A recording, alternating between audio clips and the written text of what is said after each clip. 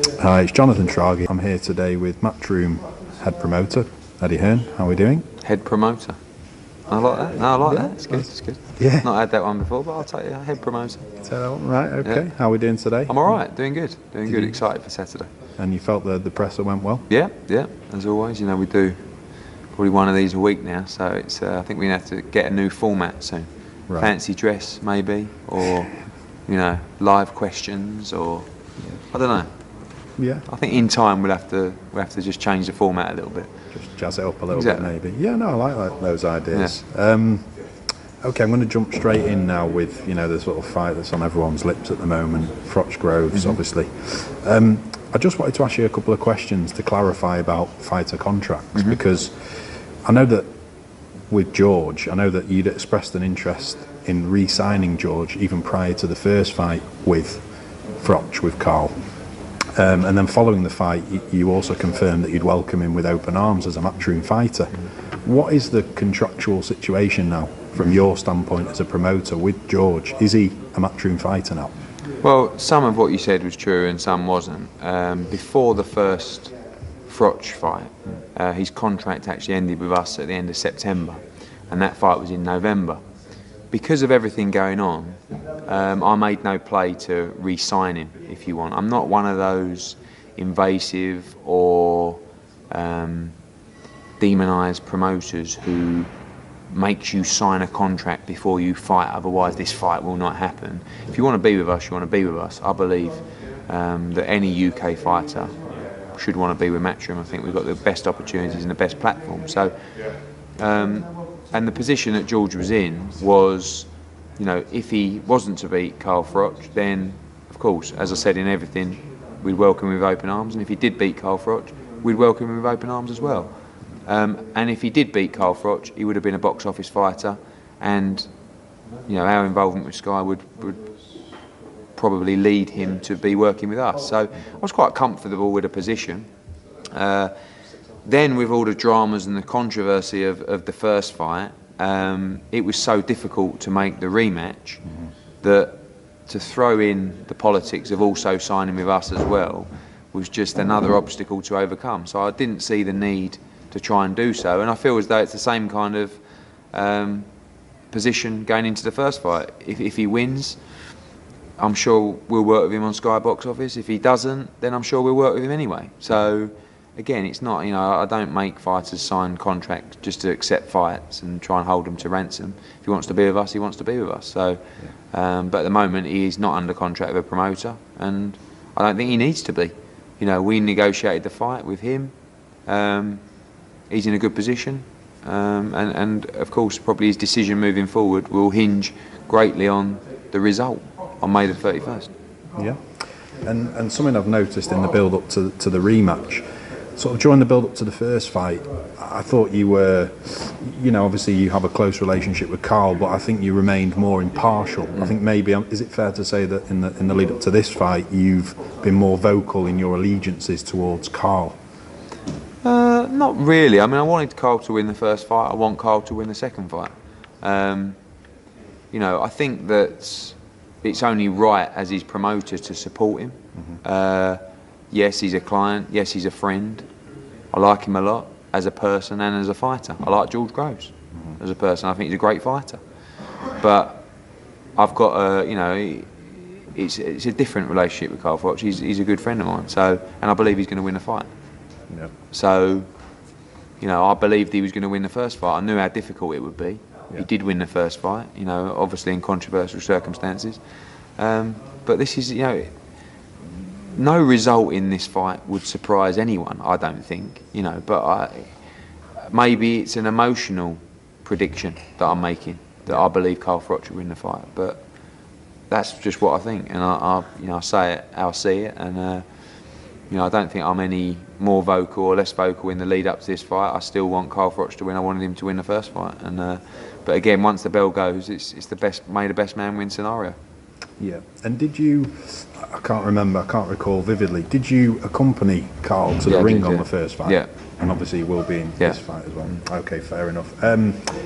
I suggested that, I wrote an article after the first fight, and I suggested that even though Carl has nothing to prove to anyone, at the end of the day, he's a renowned warrior, he's fought the best of the best, that certain critics would question his legacy maybe if he didn't take the rematch with George Groves, given the controversial ending.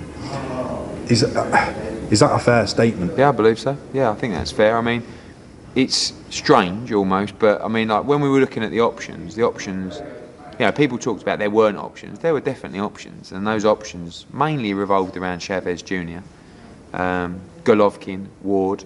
Two really tough fights, Golovkin and Ward. Chavez also, by the way, a very, very tough fight. But when you actually look at it, Chavez, Golovkin, Chavez in Vegas, by the way, Golovkin, Ward and Groves, which is the easier fight out of those four for Carl Froch. I mean, you'd have to say either Chavez or Groves, right? And actually going to America to fight Chavez, I mean, he's not a mug, Chavez. People will think that, oh, he's just this guy who eats pizzas. He's not, he's a quality fighter.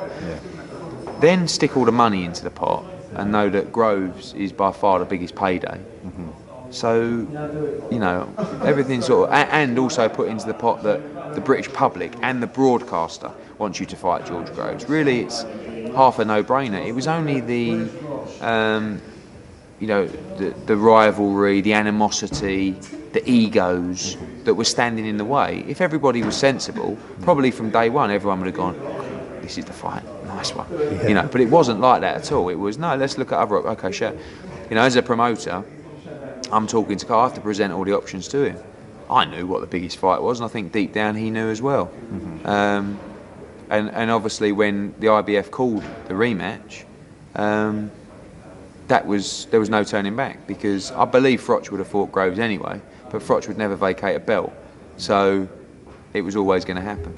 And was it as a promoter, when you were discussing the kind of politics and negotiating the second fight, was there an element of that pride factor there for Carl? Because I know in the immediate aftermath of the fight, he'd expressed that he's not, you know, he's not really bothered about fighting him again. He won't be up for it. But obviously that's changed. Oh, totally, yeah. Is there a pride element there? Did you know? There is. I think Carl Froch, for a long part of his career, has wanted to get the respect of the public for what he's achieved. Any fight fan will know, and you know, he's a victim that his fights didn't receive the exposure that perhaps they should have done. That if, let's be honest here, if fight fans, you know, or if the Pascal fight was on, say, Sky Sports, and then the Taylor fight, I mean, you're talking about a national hero, in my opinion. I mean, the Taylor fight was epic. Anyone who hasn't seen it, just watch it on YouTube. But, you know, if I said to my pals who are casual boxing fans, tell me what happened when Carl Froch, they don't even know who Jermaine Taylor is. So, and I think he boxed all over the world, putting all the kinds of performances like this, but just wasn't getting the credit that he deserved. And I think he wanted that, right or wrong, he wanted that. And it's only really when he beat Boutte that it just came in droves. And obviously the Mack fight, then the Kessler fight, and it was like all of a sudden he is a national hero, and rightly so.